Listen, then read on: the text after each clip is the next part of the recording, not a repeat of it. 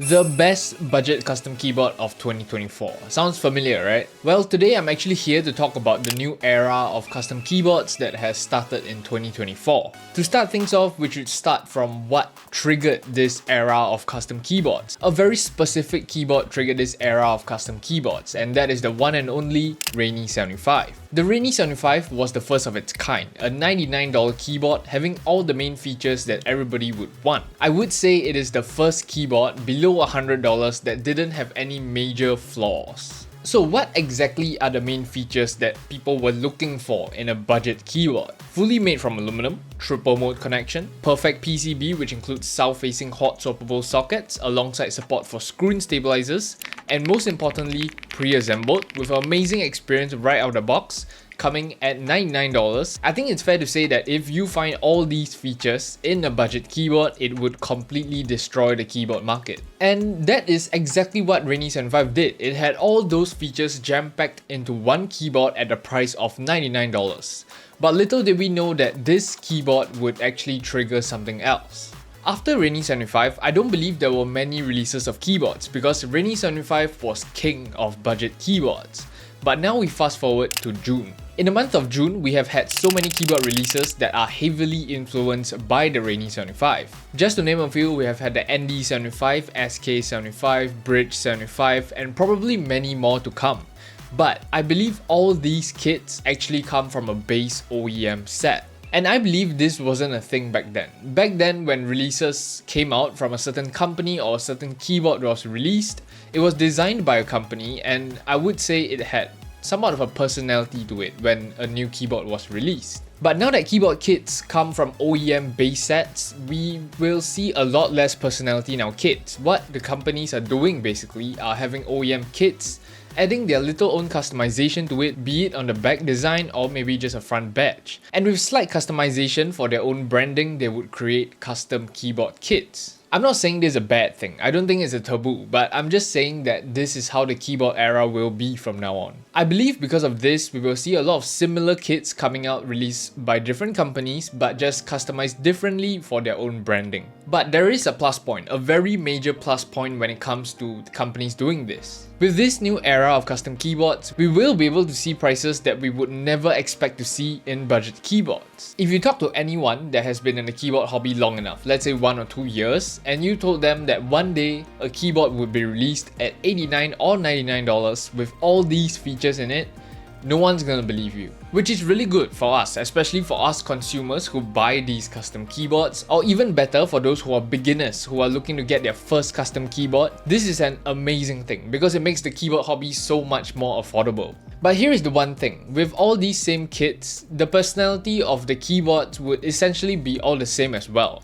Despite their exterior being different, whatever it holds inside is basically the same thing. So the one thing that I'm afraid of is that we would see lesser keyboards with their own unique personalities, which is also why I was so happy when TKD Cycle 8 came out, because it had a really unique personality and it represented TKD so well. But for now, let's do a roundup based on all the keyboards I've reviewed, which is the Rainy 75, SK 75, Bridge 75, Zoom 65V3 and TKD Cycle 8.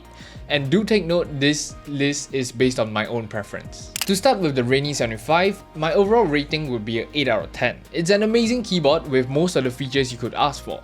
Triple mode, south-facing, sounds very good, feels very good, and looks even better. When it comes to the Rainy 75, my only complaint is the type of screw used for the case. But I did see some comments saying that some of your cases had different screws, so it might just be mine.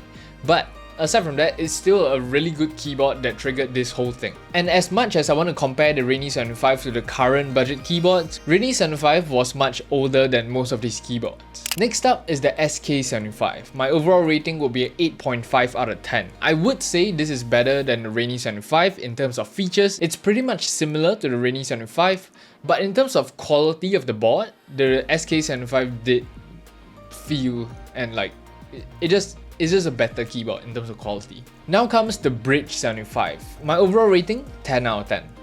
I think Shortcut Studio did an amazing job on this board. Same features as Rini and SK75, but with even more upgrades, which is the one and only ball catch system.